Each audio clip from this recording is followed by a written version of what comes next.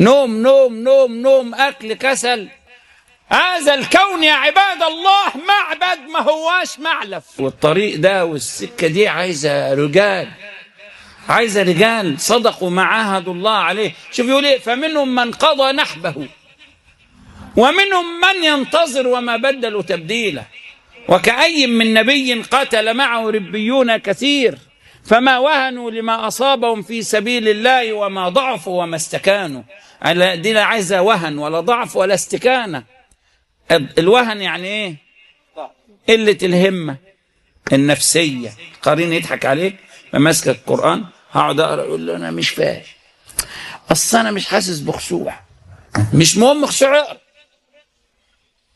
الخشوع ده مش بتاعك، مش من عندك، ده من عنده هو. ما تخليش حد يضحك عليك.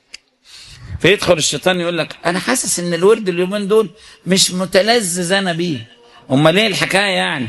طب بلاش منه خالص يعني. قولوا انت مش متلذذ. لا تنزعج من الذكر مع وجود الغفله، يذكر بالغفل عشان يذكرك هو بالحضور. نعم. انما الشيطان مدخل يقول لك يا عم لا، ما انت مش كويس، اصل انا حاسس ان انا وحش.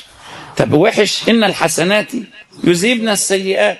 اذكر انت بذكر اللسان، فذكر اللسان يزيح سيئات الاركان، فيحصل الحضور في الجنان، يحصل لك البركه. اوعى تخلي الشيطان يحدثك وتحدث وتستهرى معاه، واللي يقول لك انت وحش قول له وحش. وحش ليه يا رب؟ حلو. الله يا اخي انا حد قال لك ان انا نبي؟ اصلك انت وانت بتصلي مش خاشع زي بعض بس بصلي. اوعى الحاجات دي بيضحك بيها، بياخد المريد بيها من